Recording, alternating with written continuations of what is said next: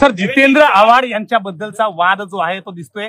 खरं तर काल परवापर्यंत संविधान बदलाची भाषा करणारे सगळ्याच विरोधकांची या सगळ्या गोंधळामुळे काय नेमकी प्रतिक्रिया असणार तुमची?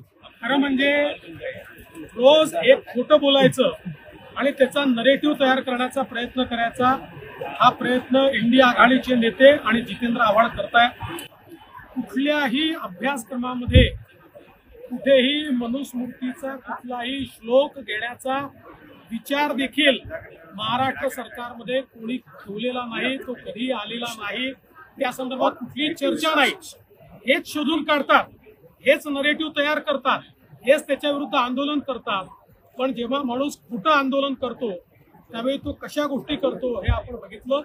आणि आज या आंदोलनाच्या नादामध्ये, खोटेपणाच्या नादात त्यांनी चक्क भारतरत्न डॉक्टर बाबासाहेब आंबेडकरांचं फोटो फाडण्याचं काम हे त्या ठिकाणी केलंय, त्याचा आम्ही निषेध करतो।